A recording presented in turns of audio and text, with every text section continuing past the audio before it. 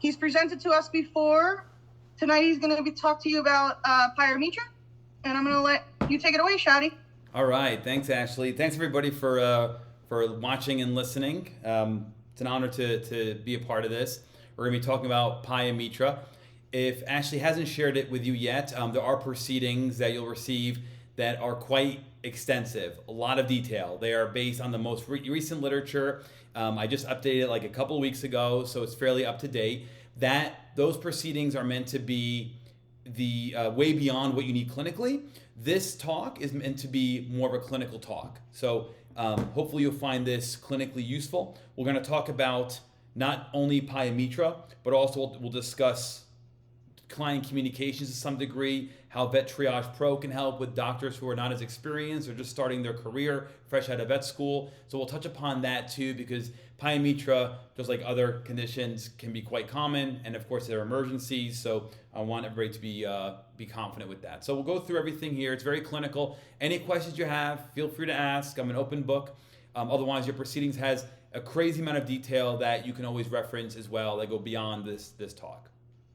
So the new name for Pyometra now is cystic endometrial hyperplasia Pyometra complex. This is supposed to reflect the spectrum of disease that sets up the stage for Pyometra. So we're going to use Pyometra here to mean that spectrum, but just be aware of this in your proceedings. We go into detail about this, but that's kind of the new name folks are trying to use.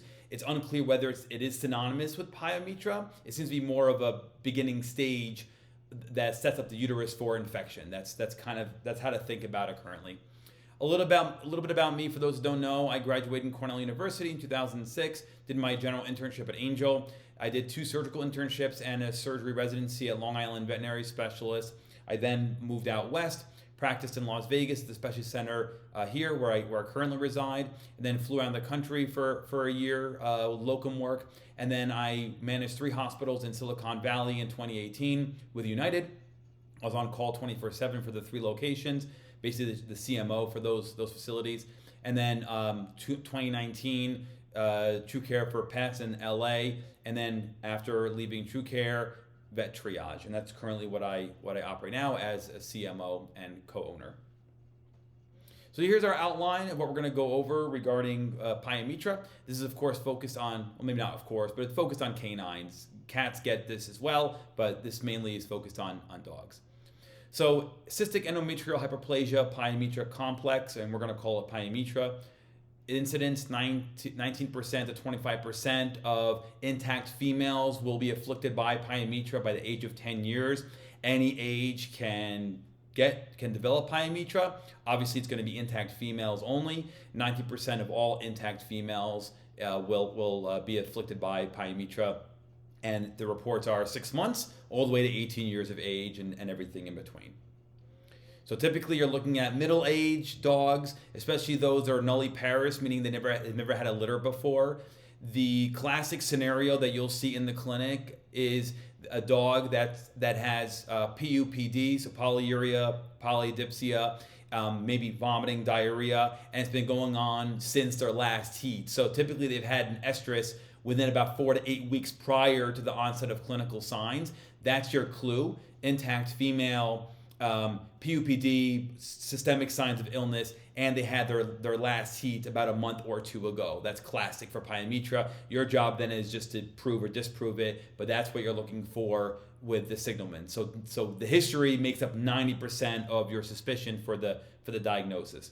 There are multiple different causes. These are also in your proceedings, whether it be dietary, genetic, anatomical, whatever it may be. But of course, the most common reason that we all think of is going to be hormonal. Estrogen itself, or estrogen sets the stage for progesterone, and in accordance with whatever phase that intact female is in, that sets the stage or makes them at increased risk for Pyometra. And of course, when they're in pregnancy, at whatever stage, they are also at increased risk. Despite how common Pyometra is, we still don't have a clear idea as far as what the exact cause is. And then, like most systemic diseases, it's typically multifactorial, but typically, of course, hormonal, right? If you spay the female, you're not getting Pyometra. So typically hormonal is the thought, but there may be other predisposing factors as well. And it may not be necessarily just simple exposure to hormones. It could be an excess of these hormones,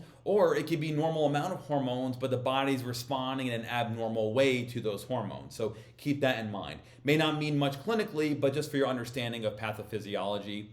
Now, typically, if you're going to describe a pyometra, you're describing it based on what stage they are in that disease and whether or not it's opened or closed. So the type 1 pyometra is cystic endometrial hyperplasia. So here's a picture of what that may look like. You have all these cysts, thickening of the tissue, that's hyperplasia, and that may be the beginning stages setting up the progression to pyometra. Type 2, which is the next step here, now progesterone, so either estrogen stimulating progesterone or progesterone itself relaxes the cervix, making the cervix and uterus, making the cervix a gateway for the uterus to develop infection, inflammation. Type 3 is typically when you're seeing clinical signs, so an influx of plasma cells shown here. And then 4 is open or closed chronic endometritis. And so 3 and 4 are typically what you're seeing clinically. I'm not really sure you would notice signs of 1 and 2, although in your proceedings, there are other substages or progressive stages of this disease that if you have a more in-tune pet owner and somebody who's expert with ultrasonography of the abdomen, perhaps you can get hints of this. And then type A is open pyometra, type B is closed. Open occurs in 40 to 73% of cases. Closed is less common. Open implies that there's active vaginal discharge. Closed, there is no vaginal discharge. Open, of course, is more common, as you can see here, but also easier to diagnose because you have evidence of a vaginal discharge. And some animals can switch between open and closed too, depending on what the cervix is doing hormonally. Keep in mind, just like other severe diseases, pyometra should be considered a systemic disease. It affects the entire body. And so systemic inflammatory response syndrome, or SIRS, just like in people, is seen in cats and dogs for various conditions. So the point of this slide is just to remind you that sepsis or factors that set up a septic scenario can occur with pyometra. And your cursory signalment, or what you're looking to find here to allude to this fact, is going to be body temperature, heart rate, respiratory rate, white blood cell count. Obviously, of course, there's other factors like what you're finding on your physical exam outside of heart rate, respiratory rate, temperature, other blood work findings outside of leukocyte count, blood pressure findings, things like that. So this is not an all-inclusive list, but when you look at diagnosing SIRS, this comes from the human literature, dogs and cats, here are the parameters that we look to. So the point of here is that, of course, other diseases can cause SIRS as well, but pyometra is no stranger to that. So regardless of what set up the stage for pyometra, obviously bacteria are going to be involved. E. coli is always present. If you have a multiple bacterial infection in that uterus, one of the bacteria is going to be E. coli 100% of the time. If you have a single pathogen pyometra, E. coli is going to be it. So by far the most common is E. coli, and then here's a typical intraoperative finding of fluid-filled uterus. Bacteria can be either gram-negative, gram-positive, or both, but typically, again, E. coli is always involved, so at least you're going to have gram-negative presence for the pyometra. And then there are various bacterial factors that play a role in the pathogenesis of this disease. This is why the animals get sick, because of all these various factors, virulence factors are involved with the bacteria itself. Most notably, of course, endotoxin, or LPS, lipopolysaccharide. And then with that, of course, you get the systemic reaction to it. So liver, kidneys, these are going to be affected by immune complexes, immune complex deposition in these organs, hence the systemic nature of this disease. The reason why we emphasize the effects on the kidneys is because PUPD is a classic clinical sign that these dogs will develop with pyometra. And once you are treating these dogs surgically and then medically post-operatively, you have to make sure that any renal changes that were present beforehand hopefully are resolved post-operatively. And so the main reason why I keep dogs in the hospital for at least a day or two after surgery, even if they're doing great, is because I want to monitor renal values. And we'll go through that later on as well, but the kidney changes are important. Clinical signs can vary. there could be no clinical signs, or vomiting, diarrhea, lethargy, PUPD, and what have you. And here's a classic dog with pyometra. You can see the vaginal discharge. You can see the enlarged mammary glands, the wetness behind here. And so that's your typical intact female with the open pyometra. Radiographs, of course, most veterinarians are going to utilize these less so than ultrasound, just based on how easy these are to collect and their availability. So fluid-filled tubular structures in the ventral abdomen, ventral to caudal abdomen. Here's a ventral dorsal view of a pyometra as well, and that's what you're looking for. Keep in mind, pyometra or uterine sizes with pyometra can range. They're not always this prominent, but this is what you're looking for with a classic pyometra. For ultrasound, if any folks who are watching or listening went through an internship or in veterinary school, you had an ultrasound available to you in the ER, usually some washed up, really bad shape ultrasound they give the interns or the vet student to use. So I relied on this a lot during my internship. I call this double bubble sign. I look for the bladder, and then if there was a fluid-filled structure next to the bladder, I thought, okay, that's fluid-filled uterus, probably pyometra.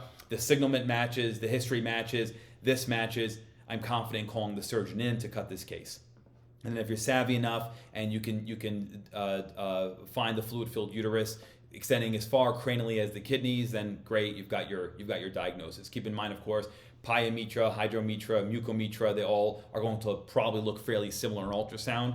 Not that they're not surgical diseases, those typically are, but those are not as severe as the pyometra. So as you're working up these cases, I'm going to talk about vet triage a little bit here. It's a 24/7 video telehealth platform, the first of its kind, and we've released Pro, which is the telementoring, teleconsulting platform that we now have with vet triage to complement our standard teletriage, teleadvice vet triage platform. And so folks here that are not aware of our telehealth platform, we create flyers for the hospitals that partner with us. This is Cornell's flyer, for example. They've been using us for years.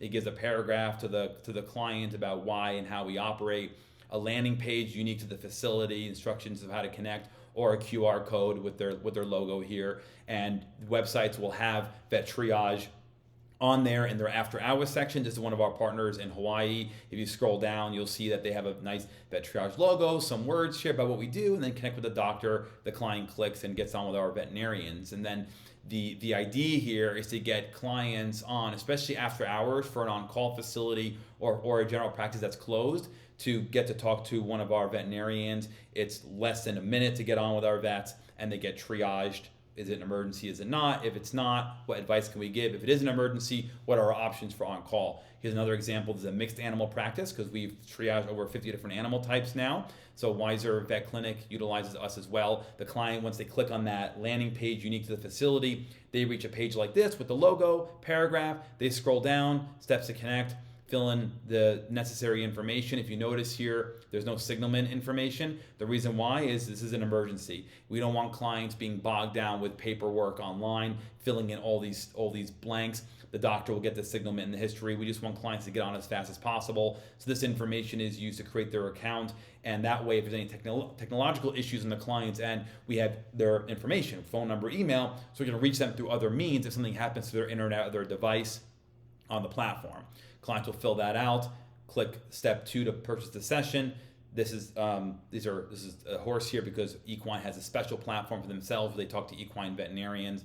If this was the non-equine platform, it'd be a dog here, and then the clients will sign on. For organizations like AmeriVet, for example, or general practices, other corporate entities, they'll utilize Vet Triage Pro, which is where one of our seasoned veterinarians will speak to you as the doctor. So let's say you have a case that comes in, you're new to being a veterinarian, you don't know what to do with this case, should you refer, what's the next step, how do I talk to the clients? You can speak with one of our veterinarians, and Pyometra is a great example of this because you'll have Pyometras that come in completely stable and ones that are very, very critical and everything in between. These clients may or may not have the finances. You're trying to figure out with a new doctor how to talk to them about Pyometra and what to do next.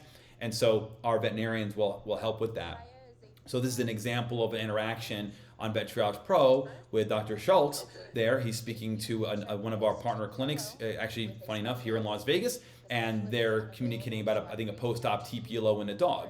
It's been a few weeks after surgery. She's got radiographs up. She's going over the history with him, wants to show him the radiographs of the repair, and so she showed pre and post-op rads, and it's intended to help doctors who are just not sure what to do. You don't necessarily have to talk to a specialist. You don't want to refer the case if you don't have to, and you want to talk to somebody who's seasoned who can help walk you through it. So telementoring, teleconsulting is very, very powerful. We now know through recent surveys over the past year that the goal of new grads has changed from looking at, oh my goodness, debt and being sued. Now their priorities have changed to where can I work to get mentorship? And that's been number one on the list now for some time this past year. So that's a recent paradigm shift, which is excellent. This is why we designed this, to help new grads out. That way you don't feel like you have to call the owner for help or refer everything away. You want to work things up yourself and keep them in-house if possible.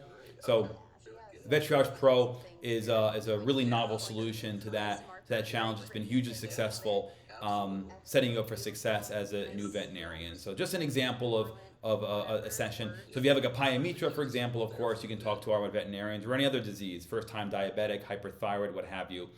And that's a nice transition to how to speak to clients. We're going to dive into Pyometra here in a little bit, but I want to emphasize to those folks who are new to the field that most of your interaction with clients is going to be nonverbal. They're reading your body language, they're reading the room. What you say makes up maybe a third of what your client is going to be taking away from that conversation. We all know clients don't remember everything that you tell them, but they're certainly going to remember whether or not they had a good or bad experience with you, and a lot of that is actually nonverbal. So when you're talking to a client, you need to be aware of the room. How are you postured to the client? In this scenario, for example, the vet is below the client, which I think is great. You don't want to seem overtly dominant in that exam room. You're talking about maybe the dog's got risk of cancer or needs emergency surgery. Maybe it's a quality of life discussion. So you want to make sure that you are maintaining a loving bedside manner. But what's bad about here is you've got the dog on the table, and that's a husky, and we all know they're neurotic and crazy. And so to have a dog of that nature on the table while you're speaking to the client is kind of silly. I wouldn't advise that. Here's another example where you have a dog on the table while you're going over radiographs. Great, I love that the dog is with the owner and that the veterinarian is showing radiographs to them, but you've got a dog who can jump off the table at any moment. The client is sort of listening to you, but also paying attention to their dogs so they don't jump off the table. And by the way, who reads radiograph anyway on film anymore? That's a bit outdated. And if you did read it on film, it'd be on a view box. So obviously stock footage. But here's another example of one where, okay, great, the dog's relaxed, the owner's relaxed, you're talking to the client. But I'm not a big fan of being face-to-face with the client. I think it's a bit too formal. I prefer to be maybe on the side of the client, like here, side by side. You're at the same level as the client. You're on the client's side. You're both focusing on the dog. It's not you versus the client. It's you and the client versus the disease in that animal. And that's what this sets up, non-verbally. This is not spoken. This is just what can help you as a new doctor build that relationship and then trust that client so that they know you're on their side. Here's another great example. The veterinarian is lowering himself to the client, and that creates less of a dominant role here. You're their friend, you're on their side. So here's another great example, side by side, showing blood work, showing radiographs, showing the radiographic interpretation, right? These are great things. This client wants to know what's up with their pet. Even if they don't know how to read blood work, they can still look at stuff, and you can point to the red marks on the blood work and say why these things are normal or abnormal and why it matters to them and their pet. Phenomenal. Kneeling down, side by side, showing an estimate. This may be a $2,000, $10,000 surgery. The owner is terrified, and they don't know if they can afford that. They don't know if the dog's going to make it. So you lower yourself down, you're side by side with them. It helps build that trust that you're not creating any animosity. There's a teamwork effort. This is not you against them. So this is a great quote here. Perspective taking and seeking also require us to draw upon cultural humility and recognize that our clients view their patients' care journeys through a unique lens that may be influenced by personal, familial, cultural, societal perspectives on their relationships with animals, the function and inherent value of the individual patient, as well as the uniqueness of their bond. This is the idea behind spectrum of care, That's what this means. Your job as a veterinarian is to give the client options. You're not there to judge them or to tell them necessarily what you would do. It's what you as a physician, as a doctor, recommends. Here's option A, B, and C. Option A is ideal. Option B and C, we can work with you depending on what your limitations are. Maybe financial, maybe ethical, cultural, whatever it may be. It's their job to make a decision. Your job is to give them the options. And that's what this is meant to say here. So this is a nice slide that shows kind of the overlap between that play a role with communication. So there's client factors, veterinary factors, patient factors, and then of course overall we care about quality and quantity of life. That's what we're looking for. And so all these things play a role when you're talking to a client. Even for a disease as simple or common or straightforward as a Pyometra, you need to understand all these factors are at play here. The client has to feel like they are well informed. That's your job as a veterinarian. They have to feel like they can make any decision without you judging them. And we have to make sure we are doing right by the pet. That's how this works. Okay, one more factor I want to get into here, and again, this is more extensive in your proceedings, is stump pyometra. What is that? Well, you have a dog that walks into your clinic. It's showing all the symptoms of pyometra. Maybe it's got vaginal discharge, there's been PUPD. Maybe the owner has been even seeing heat cycles, and the dog was spayed 3 years ago. What's going on? This can't be a pyometra. She's a spayed female, but she's showing everything else. And so stump pyometra is on your list of differentials. It's not the entire list. There's other differentials, but stump pyometra is something that occurs. And this really freaks veterinarians out because it can be a challenge to diagnose. So here's an example, intraoperative, of course, where you have, this is caudally here, this is cranially, and the surgeon's on this side. On the bottom of the picture, there's urinary bladder, retracted caudally. There's a cervical stump. You've got a pus-filled cavity here, and then, oh, look at this. You have this mass-like lesion at the caudal pole of the left kidney. So probably an ovarian remnant was left behind from the previous spay. That remnant became revascularized, right? Because theoretically, the pedicle of that ovary has been removed with the original spay surgery. But because it's been revascularized, it is now producing hormones, and that dog is acting as if she is intact, and you develop a stump pyometra. Here's another example, just on ultrasound of the thickened tissue here. You're looking at this and thinking, boy, this is odd. This shouldn't be here in a spayed female. And then you have radiographs here. It's like, oh, maybe. I mean, that looks like just a urinary bladder that's filled with urine. It's obviously not a great quality image. But you're wondering, okay, well, is this bladder or is this another fluid-filled lesion that we're seeing here? And so you'll see, okay, urinary bladder, and then another fluid-filled structure that's adjacent to the urinary bladder, but not part of the urinary bladder. It's sitting right by it, and so that's a hint that you're looking at a stump pyometra.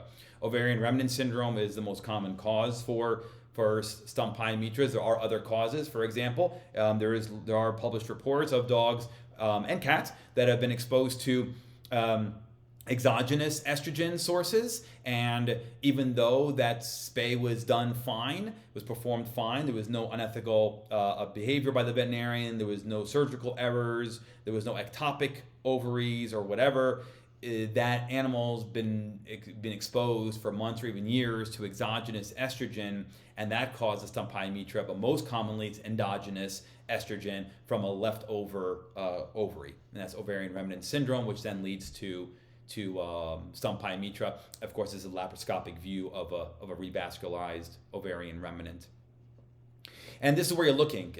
Obviously, the ovaries are located caudal to the kidneys, and the right will be more cranial to the left typically. And so you're looking for any abnormal structure at the caudal pole of the kidney. If you are lucky, you'll see it on ultrasound. Sometimes they're very small, and sometimes CT or even MRI might be needed. And if those fail you, but the signalment, the history, the clinical signs, the physical exam, the blood work are still hinting at pyometra, maybe abdominal exploratory is the way to go, because the goal of surgery is not only to resect that infected uterine stump, but you have to find that ovarian remnant as well. And that's where doctors get get scared, because now you're exploring the abdomen, caudal pole of the kidney, lots of large vascular structures there. You're in the gutter of the abdomen. All the gastrointestinal tract is in your way, and now you have to search for an ovarian remnant. And keep in mind, to nobody's surprise, these are typically in very large dogs, because the reason why ovarian tissue was left behind was because it was a large dog, maybe was in heat at the time of the spay, deep-chested cavity, and so it's more likely to leave behind ovarian tissue. And so this is what makes the surgery itself. The diagnosing is difficult on its own, and then trying to remedy it surgically can also be a challenge. You have to be very comfortable with the anatomy there. This is, of course, another laparoscopic view of ovarian remnant syndrome. And so this is an abdominal exploratory, so no longer laparoscopic. This is abdominal exploratory, and you're trying to retract the kidneys, and you're looking for some abnormal tissue in the area of the where the ovaries used to be. Sometimes you feel as though you're excising just omental tissue or fat around scar tissue or a pedicle. And I've had those come back because I biopsy these, as you always should. I've had them come back as ovarian tissue, and meanwhile, all I thought I removed was just fatty tissue around like a old pedicle that was from a previous spay. So it can be quite tricky in these cases, but that's what the solution is for these animals. So the dynamic test protocol advised by IDEXX, there is ovarian remnant detection showing signs of estrus, ovarian remnant stimulation tests for dogs showing signs of estrus, and basically what you're doing here is you're challenging the body with hormones and injecting hormone into the patient to then see what the response is going to be. And so I've never had to do this, thankfully. I've been able to diagnose these patients based on the history, physical exam, usually abdominal ultrasound, otherwise CT scan. But if you really were finding a challenging case and the owner really doesn't want to cut this dog unless you have proof that you need to, then you can challenge the body with testing like this. So here's kind of a cursory algorithm to look for, a decision tree. You have a dog with signs of heat. You might think of anti-malarian hormone concentration, which is also in your proceedings as well. That's the gold standard hormone test to collect to diagnose whether or not this animal has a active ovarian remnant. You can also rely on cytology, because as we know, through the phases of the estrus cycle, the cells of the vagina and cervical region are going to represent whatever hormone is stimulating them. So that's another way of diagnosing these. But most folks probably these days, especially graduating veterinary school, you're going to rely on imaging, and so ultrasound is probably your first line of defense if radiographs don't show you what's going on. And so that's typically it. So if your basic blood work and radiographs, ultrasound fail you, then anti-malarian hormone concentration is probably the way to go. It's a bit tougher with no signs of heat, but you should theoretically have other symptoms of pyometra, and you can go down similar workup. Okay, so now we're back to pyometra. Conventional treatment. Medical, surgical. I will stress, and this is also stressed at multiple points in the proceedings, this is a surgical disease. This is a surgical disease. Nobody's advocating for medical intervention as the gold standard. I only mention medical here because it is in the literature, so it's in your proceedings, and it can be used with success for patients that are the right situation for medical therapy, for the client who really can't go with surgery, and for the doctor who's comfortable with this. You can choose one of these categories or multiple categories of drugs to hormonally combat pyometra. But again, surgery via a spay is gold standard. That's what you should be recommending for clients. This is only an option for those scenarios where medical management might be plausible, but that's a plan B to the plan A of surgery. So maybe there are some thought processes here with when you would consider medical management. And again, this is not to trump surgical. Doesn't matter if any of these factors are part of this pet's history or client's desires. Surgery is number one. This is for the client who is going to push back because they have in their mind valid reasons why they don't want to take this dog to surgery. So perhaps this is a valued breeding bitch. Maybe she's just really healthy. Maybe she's really young, doesn't have any comorbidities. Maybe she's an open pyometra. Those are a bit easier to manage than closed. She's got normal renal function, meaning no systemic repercussions to the disease. Maybe the patient is a poor anesthetic candidate. Maybe the client can't really afford surgery. Maybe the owner just prefers to avoid surgery. And maybe the patient requires preoperative stabilization, which is the most common reason why you'd intervene medically. You're setting them up for surgery, right? So these are patients that are coming to you in shock. They have SIRS or sepsis or any number of acronym, MODS, DIC, etc. And so you're trying to stabilize them in preparation for surgery. If I have a pyometra that comes in and they are overtly unstable, we know that it's a chicken and egg scenario. You want to medically manage them to stabilize them in preparation for surgery, but also how much stabilization can you perform on a patient that needs surgery to become stable, right? So you're trying to fight that race. That's where you need to be an experienced clinician to say, okay, when do I pull the plug and say, all right, medical management is done here. I got to take this dog to surgery. She may not be the ideal anesthetic candidate, but I have no choice based on what I've been seeing with medical management. She's got to go into the OR, right? And so if I have a patient that's fairly stable and has got azotemia, but otherwise blood pressure looks good, ECG looks good, TPR is fine, blood work otherwise is okay, I might diurese them for the overnight, for the overnight, and the next day cut them, because I'm trying to tackle the kidney issues that I found on the blood work the day before. Now we all know, of course, azotemia, 3 categories, right? Pre-renal, renal, post-renal. And so chances are a pyometra probably has a combination of pre-renal and renal causes of azotemia, but you're not going to know. And at least if that pet has no prior medical history with renal disease, you're not going to know. And so you treat the pre-renal and the renal simultaneously while you're getting them ready for surgery. You may have the benefit of diuresing them for the overnight beforehand and not call the surgeon in the middle of the night for an emergency surgery, or you may not have that ability to do that luxury because the patient needs surgery right away. So if I have the luxury of doing that, I'm going to diurese them beforehand to help stabilize them. Where you don't want to talk about medical management, these are contraindications. And again, surgery is still number one, but contraindications, there's evidence of peritonitis, the dog is systemically ill, closed pyometra, maybe she's got other ovarian or uterine disease, like perhaps you suspect neoplasia of the ovary or the uterus or something like that, and you really can't go with medical management. Perhaps this is a pregnancy case, and these you're not even sure if these feti are viable any longer, and so we have to go in for emergency surgery. So there's other reasons why medical management is contraindicated. Here are some general stats that we're not going to go into too much detail with, just showing you that when we talk about medical management purely without surgery, we're looking at what's the success rate, meaning will the pyometra go away? What are the chances that this dog can breed again? What are the chances for recurrence? And in some cases, what's the chance for a second recurrence? And that's what we're looking at here. Complications of medical management: uterine rupture, inability to breed, peritonitis, septicemia, failed medical management, and of course recurrence. So again, surgery is the way to go, but because, to be fair to you folks who are watching and listening to this, you have to be aware that medical management is in the literature, and so it's there. And of course, you're not doing just hormonal therapy with medical management, right? They're going to need antibiotics. You're going to need an e-collar so they're not leaking the vaginal discharge. You're going to treat symptomatic treatments, right? Or you're going to treat symptomatically. So I'm just focusing on the hormonal part because that's not as comfortable for veterinarians. I have never managed a pyometra medically, so these hormones will be out of my comfort zone, but it's a surgical disease.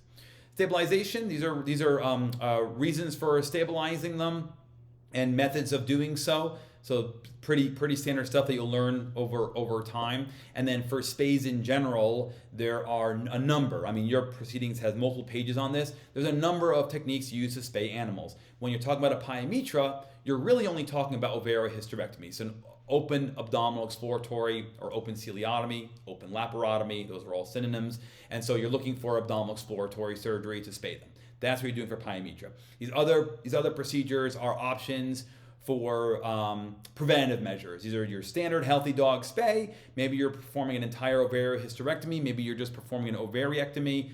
But these are all viable options depending on what's available to you, what your expertise level is. But for pyometra, we are spaying them in routine fashion, and it can come in all different sizes. I mean, a lot of times you'll go for a pyometra and you'll think, boy, is this really a pyometra? Did I get something wrong? But then I see that the cysts the ovaries have multiple follicle cysts on them, so meaning there's active hormonal production. the diagnostics beforehand, the signalment and history beforehand supported pyometra, and so, okay, well, I'm going to believe what I know to be true, and maybe this is just not as large of a pyometra as you would expect to see, but still it needs to be removed. And then, of course, hydrometra, mucometra can look like this as well. When you're in surgery, this is very, very fragile. You don't want to rupture the tissue. It is a mess when it happens. It's happened to me one time, and trying to lavage the abdominal cavity after all this pus enters the abdomen is a nightmare. It's a lot of lavage. Now you've extended, not only have you put that animal now at higher risk for complications, but you also have now added more anesthetic time to lavaging the abdomen. It's a mess. So do it right the first time. This is why you see so much walling off of the patient for sterility reasons, but also if this does rupture, hopefully none of these contents will enter the abdomen. That's the idea here. There are various surgical techniques you can use when performing a spay in general, and this is also for pyometra. As a surgeon, I'm a bit spoiled. I'm using something like a ligature device to perform this. So right here is a ligature. So this is great. This is like vascular surgery, cheating with surgery. This is incredible. It's a large bipolar vessel sealing device, phenomenal for pedicles. It'll turn a vascular surgery like a spay or a splenectomy or whatever into a piece of cake. It's so easy. There's no suture involved. Nothing is left in the patient. But there's various modalities. You can, of course, use suture. You can use hemoclips. You can use a ligating dividing stapler device, LDS stapler, hemoclips here. There's a variety of other options, of course, for vascular surgery. It depends on what you have access to at your clinic and what you're comfortable with. But this, I love this. It cuts down the surgical time dramatically and makes surgery a lot easier. Now, these complications listed are not unique to pyometra. These are spay complications, okay? And there is a ton of them. Why is there a ton of them? Spay is not a high-risk surgery. Patients typically go home the same day. It's fairly routine. We do them for spay-neuter programs. So what's with all these complications? Well, the more common a surgery is, the more data you have on them, the more you can report on them. And some of these things may even be outdated. For example, granuloma formation. This typically has been reported in the past when folks have used multi-filament braided suture. Now we have monofilament suture, much better for surgeries like this, so you don't risk bacteria being harbored within the filaments of a multi-filament suture material and creating an intense inflammatory reaction and then eventually a granuloma or a fistula formation. Your monofilament suture is, I haven't seen this risk in 20 years of doing this. So some of these things are maybe a bit more outdated, but still, these are all potential complications of routine spay. Urethral sphincter mechanism incompetence. This probably is the worst one because I find it to be quite common, it seems, among general practices. And it's not your fault as a surgeon. This is just the way the body responded to the lack of hormones that we've removed through the spay. So this is an unfortunate one here. And then ovarian remnant syndrome, we spoke about a little bit as well. But there's a bunch of other complications that are both either indirectly related or directly related to anesthesia and surgery. And so that's why you see all these complications. So owners have to be aware there's complications of a spay. It's still an abdominal surgery. It still should be taken seriously. And even more so if we're dealing with a pyometra or a C-section. But these are all potential complications of it. So I want to spend some time talking about the path because a lot of folks here might be newer veterinarians. Vet Triage Pro is a great way of getting that exposure with a seasoned veterinarian, telementoring. And this is kind of what you want to think of. These steps here, by the way, for the most part, they follow any critical surgical case. This is what you typically are going to go through as the phases. And even though this is stage 1, stage 2, stage 3, there's going to be overlap between them, and you're going to be bouncing back and forth between stages. This is the typical critical animal scenario. They present to you while you're getting a history and performing the physical examination, or maybe the animal's in the back of the hospital getting triaged and trying to get stabilized, IV catheters being placed, running baseline blood work. Perhaps you feel that radiographs immediately are indicated. Maybe the radiographs have already been evaluated alongside the blood work, and now you're like, I don't really know, maybe I need an ultrasound, and you get an ultrasound done if you have access to that, or maybe a traveling ultrasonographer. You're also checking vitals beyond a temperature, pulse, and respiratory rate. You're checking blood pressure, electrocardiogram, starting IV fluids, supporting their temperature if they're hyper or hypothermic. pulse ox checks, and then are they in pain? Do they need immediate analgesia? And then you're communicating with the client. And this is all happening at the same time. You're going into the exam room, talking about a plan, having the client sign off on the estimate and approving whatever deposit your hospital requires, so that it gives you permission to do stuff. And that stuff could be a number of diagnostics and interventions, but this is all happening back and forth. You talk to the client, you go back, you have your team run these diagnostics, go back into the client, talk about how Fluffy is doing now, talk about these diagnostic results. Maybe now that leads to more diagnostics, or maybe now you have a treatment plan that's more extensive than just IV catheter and fluids. And so the client then approves a new estimate, which is a new plan. Finances are taken care of. You get back you get into the back, take care of that pet, report back to the client, and that's back and forth. You're getting the patient now ready for emergency surgery, so the client has approved surgical intervention. The patient is becoming more and more stable. You're now talking to your operating room team about pre-meds. How are you going to maintain this patient? What are we doing for post-op? Getting the operating room ready, calling in your surgical team. And this depends on your practice, right? If you're a general practice, this is your team. Everybody's doing everything. If you're in a multi-specialty 24/7 ER facility, you're talking to the boarded surgeon there, or if it's in the middle of the night, you're talking to them on the phone to get them into the building to intervene surgically for this patient, right? So it just depends on your scenario. But anyway, you're getting surgery ready. And then you're talking to the client about whatever happened with the first stage with that patient. Why you're getting ready for surgery. Maybe the client is in the building still. Maybe they've left. They had to go to work, or they're too emotionally to leave, or maybe they're waiting in the lobby. Whatever it is, they're waiting in the car. And then stage 3, of course, you're saving a life. They're under anesthesia. You're operating. You're taking care of any complications that are occurring in surgery. Your anesthetic recovery after surgery. You're calling the client to let them know how things went with surgery. How's the patient doing now? And then you continue modifying the plan based on how the patient is doing. Maybe you need more analgesia. Maybe you have to check another blood pressure. Maybe we're due for another packed cell volume total solids check, right? PCV total solids.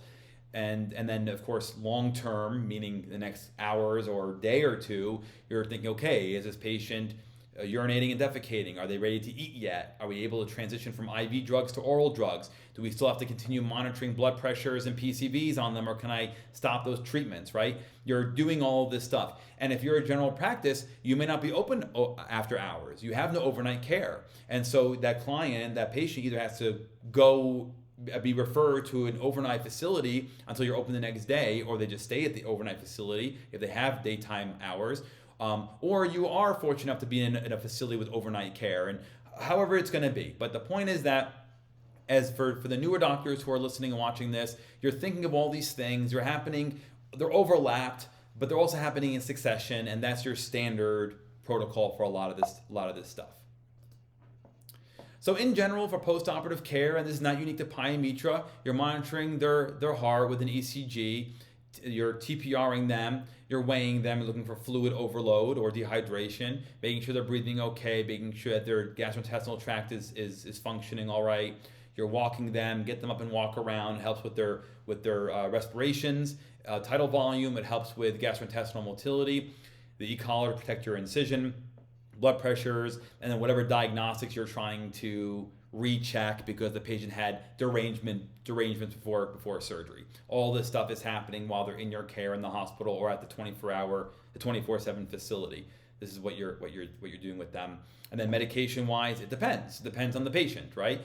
They're probably going to have antimicrobials on. Maybe you're choosing one antibiotic or multiple. For me, typically it's going to be the injectable form of a penicillin type drug. So I'm looking for Unicin typically. Some hospitals ampicillin. Just depends on what you're. Some of the literature does mention cefazolin. So cephalosporin drugs as well, or instead for these. I tend to go a bit more heavy duty with penicillin derivatives, but whatever it is, however you were trained or however your hospital operates, or whatever your conversation is with Vet Triage Pro, and you guys discuss it. Maybe you're going for polypharmacy. Well, these patients are always undergoing polypharmacy, meaning more than one drug, right, typically. But as far as antimicrobial coverage, maybe you want more broad spectrum. Maybe you're doing Unicin Baytril or Unicin Flagyl or metronidazole. Just depends on what you have access to. So you might be basing your antimicrobial coverage on a culture and sensitivity of the uterus. Fair enough, but that's going to take you 5 days to come back. and you have the patient right now. So you have to cover them with something. So typically, since E. coli is most common, something like unicin or enrofloxacin would probably work enough.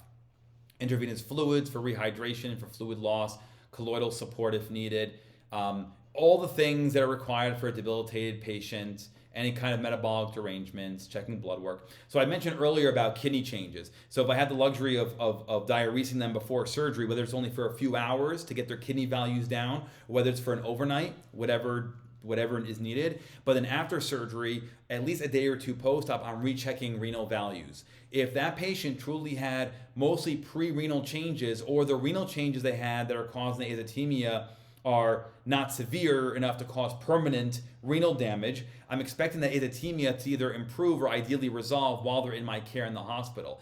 Now keep in mind, if you're rechecking the chemistry panel for the azotemia levels the next day after surgery, and they're better, but they're still elevated, well, then maybe that patient has to stay in there longer.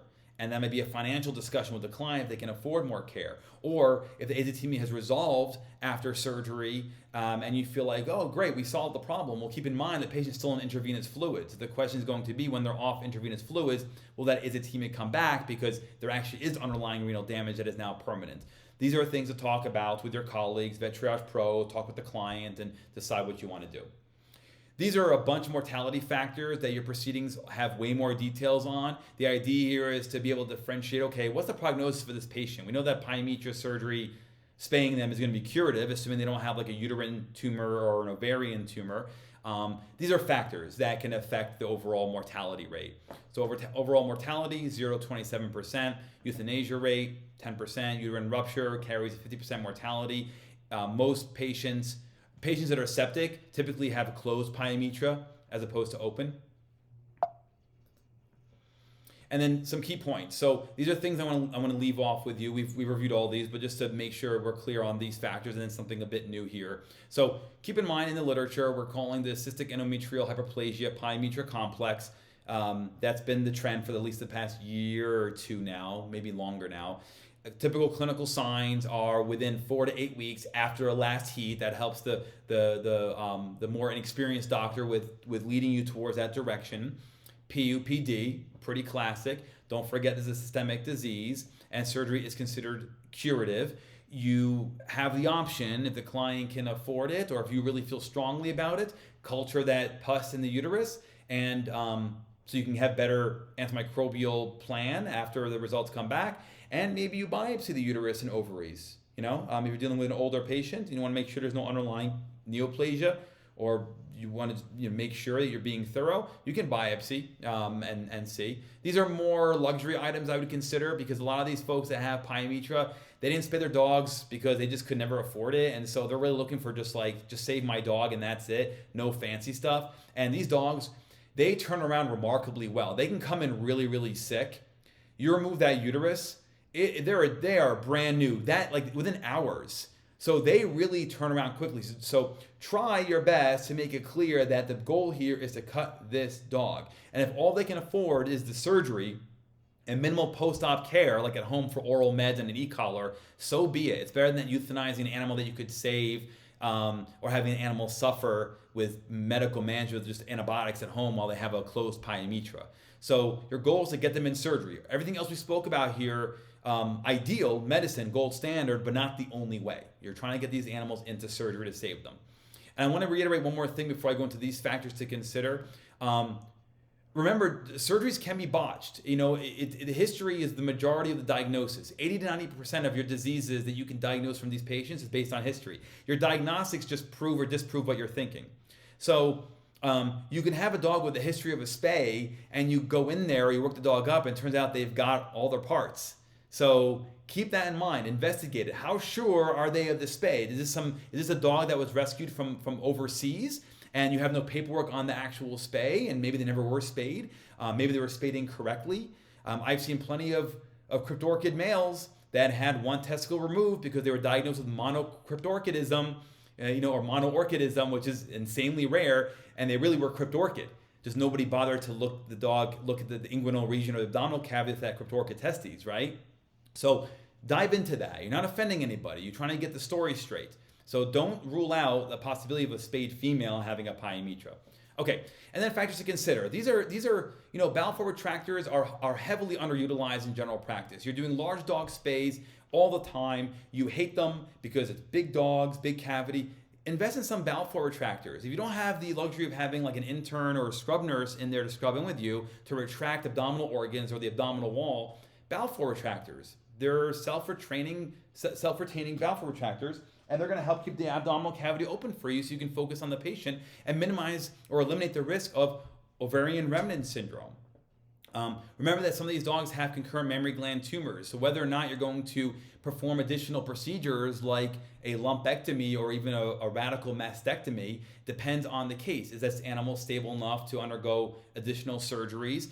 Did the owner approve it, both with the signature and financially? Right? Is it even the right thing to do? So what I tell pet owners that want multiple surgeries done to their patient while you're in there, like bladder stone removals or a gastropexy or mammary gland tumor excision, is I have the right to abandon this plan. If I think this patient is at risk by adding on even a few more minutes of surgical time for these ancillary procedures, I have the ability, and the client agrees with me beforehand, to abort mission, and I'm just going to do the spay. If the patient is stable enough for the ancillary procedures, then I'll do them. It's my judgment as a surgeon to decide whether or not I'm going to do these things. And then, of course, remember, clients have to pay for stuff. So it's the unfortunate nature of veterinary medicine. Don't do anything unless the client has verbally approved it, in writing approved it, and put down whatever deposit. I hate to throw that in here, with the medical talk, but that's just the nature of any business. So keep that in mind as well. It's uncomfortable, but hopefully I gave you at least some guidelines for how to make that conversation less uncomfortable. And again, Vet Triage Pro can help with this as well. Any questions? This is my social media handles as well as Vet Triage. Email, you can reach out to me directly if you'd like. There's a QR code for Vet Triage itself. Happy to take on any questions or comments at this time. Thank you so much. One question so far: is Baytril still the go-to antibiotic? Yeah, so based on the proceedings, when I did the literature search on this, it seems like enrofloxacin is like what most people recommend, at least from the literature. I don't find that to be the case. I'm using Unison as my first line of defense, or if I don't have Unison, like I said, I'm using ampicillin. But it does seem like, based on the literature, which is based on cultural sensitivity testings, which is mostly E. coli, but could be multiple bacteria. Enrofloxacin seems to be the most commonly used one based on culture and sensitivity testing.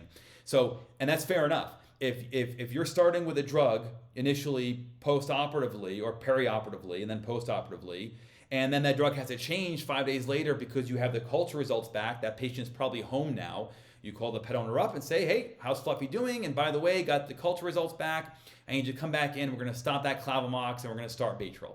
So you can change the plan once the culture results come back in, and the literature that cites that is based on culture results that have been published. Awesome.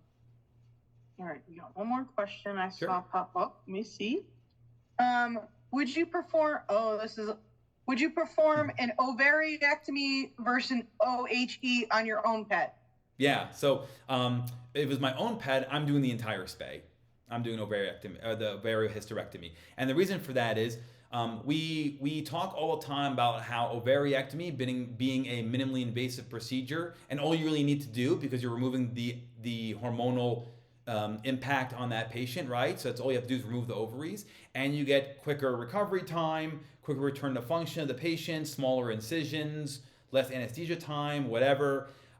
We all know spays bounce back quickly. The incision's not that much bigger, and there are people out there who do spays in a couple of minutes, right? And so I don't see ovariohysterectomies as being that big of a detriment to the patient, both with regard to anesthetic time and surgical time, as well as post-operative complications. So myself, I'm doing an ovariohysterectomy on my own dogs, but obviously, depending on the veterinarian's experience, if you're comfortable performing one or the other or both, or you have a client that wants it, or you're in a practice where you offer both options to clients and you talk to them about pros and cons of each, have at it. It's absolutely an appropriate procedure to perform in these scenarios outside of Pyometra.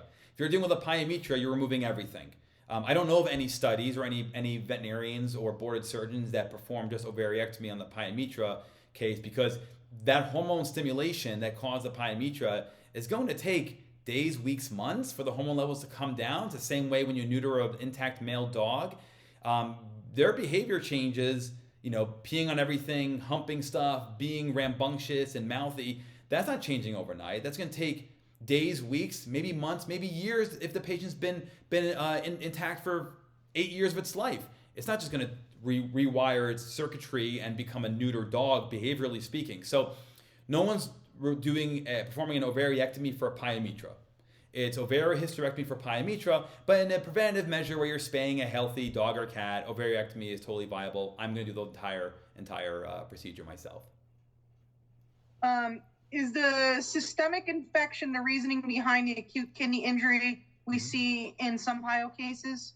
So the reason why I showed E. coli as the main bacteria is because it's in every single infection, but also it's the one that's most often blamed for the kidney changes. Your proceedings does go into the molecular changes that occur. I don't remember them offhand. It's quite academic, but yes, it is the virulence and pathogenic factors of that bacteria that have a predisposition to the kidneys, the glomeruli, and that's what causes the kidney injury, the polyuria, polydipsia as well. Now, to be fair to this question also, it doesn't have to necessarily be that, right? You can have acute kidney injury for many reasons. Maybe there's an infarction, for example. Maybe the dog had underlying aclinical or subclinical renal disease, and now this pushed it over the edge, and that's just your standard renal degeneration that was occurring anyway, but the Pyometra accelerated it, right? There could be other reasons for the kidneys having an issue. Maybe there's an incidental renal cyst or a renal tumor that was there, and you just so happen to catch it because you're working the dog up for Pyometra. So there's other reasons for renal disturbances in these patients, and also, like we said, don't forget pre-renal and post-renal causes, right, of azotemia. But in the world of Pyometra, most often we're thinking it's bacterial virulence and pathogenic factors that relate to it.